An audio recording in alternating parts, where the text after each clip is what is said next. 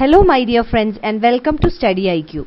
I am Joy and in this lecture we will discuss about the issues with IBC or Insolvency and Bankruptcy Code. Let us see why IBC has become an important current affair. Because of the slow pace of resolution under the IBC, it was in the news recently. So, the resolution period set up under IBC was 180 days and in some cases an extension of 90 days was given. So, in total the maximum resolution period would be 270 days. So, because of a slow pace in the resolution process, IBC has again come up in the news. Now, let us quickly see what is IBC or Insolvency and Bankruptcy Code. IBC was introduced in 2016 and the purpose of introducing IBC was to address the issues related to debt recovery tribunals. To overcome the shortcomings in the debt recovery tribunals, IBC was created. And according to the IBC, Insolvency and Bankruptcy Code, a financial creditor holds an important role in the corporate insolvency process. And there is a committee of creditors. And this committee of creditors includes all financial creditors of a corporate debtor. That means when a firm defaults on its debt, its control will be shifted to a committee of creditors or COC. And under the IBC there are insolvency professionals. So, IBC has provided provisions for insolvency professionals and these professionals will handle the commercial aspects of the resolution process. And a time period was also set up under the IBC. So, Insolvency and Bankruptcy Code was time bound or resolution under IBC was time bound. The entire process is time bound and it must be completed within a period of 180 days. And a one-time extension of 90 days is possible after the completion of 180 days. So, in total 180 plus 90 altogether maximum 270 days. Now, there are also insolvency professional agencies who train this insolvency professionals. So, the purpose of insolvency professional agencies is to train and to regulate the professionals or the insolvency professionals. And under Insolvency and Bankruptcy Code, there is also Insolvency and Bankruptcy Board of India. It is the authority responsible for overall regulation of IBC or Insolvency and Bankruptcy Code. In short, IBC was created to address the exit problems of corporate firms. Now let us see what are the issues with the Insolvency and Bankruptcy Code.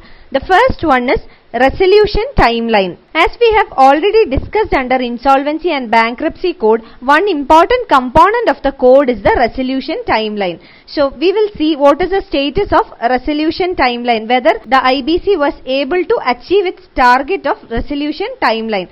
As of June 2018, a total number of 977 cases has been admitted for corporate insolvency resolution process. And out of this 977 cases, 34 cases have been seen successful resolution. And 91 cases were closed on appeal or review.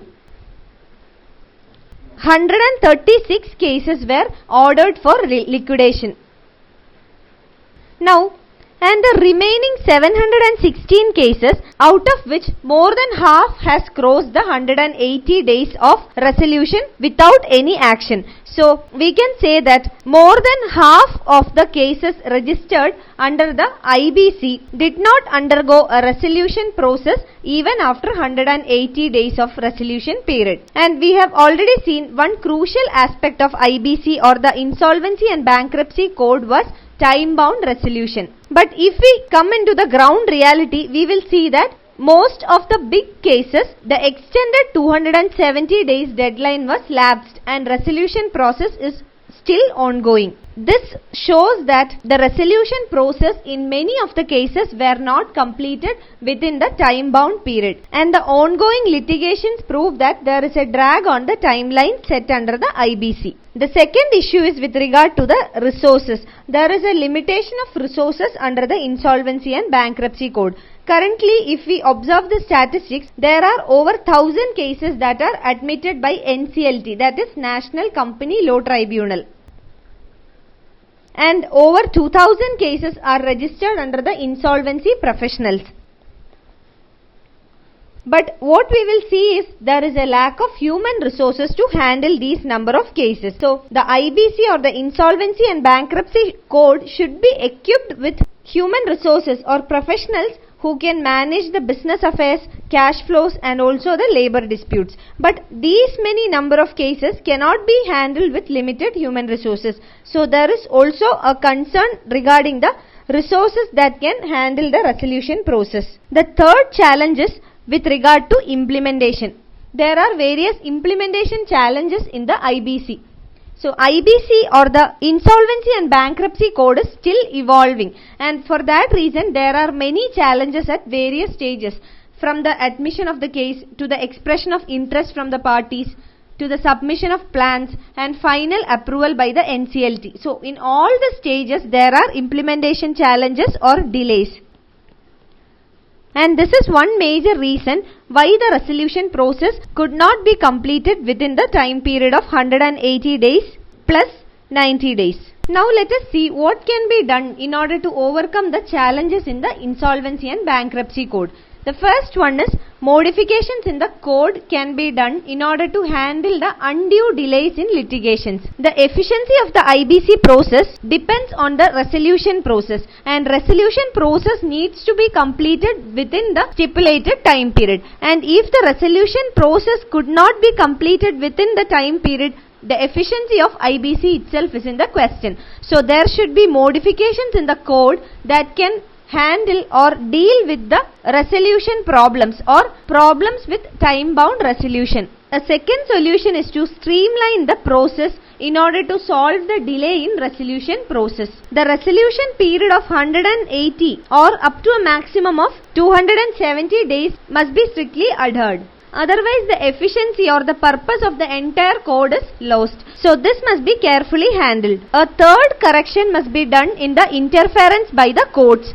The courts must avoid intervening routinely in the Insolvency and Bankruptcy Code or in the resolution process.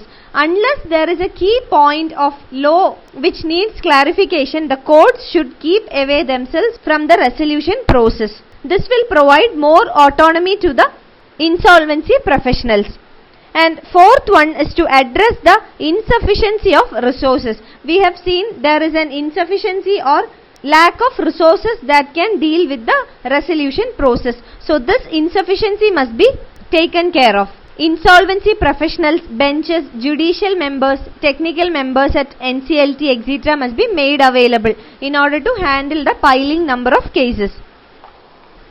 You can find the PDF of this lecture on my Facebook page. Thank you. क्या आप IAS की तैयारी कर रहे हैं और coaching institutes को 2.5 लाख तक की फीस नहीं पे करना चाहते? अगर हाँ, तो 22,500 रुपए में घर बैठ के StudyIQ के पेन ड्राइव कोर्स के साथ आप IAS की तैयारी कर सकते हैं। आज ही विजिट करें StudyIQ.com।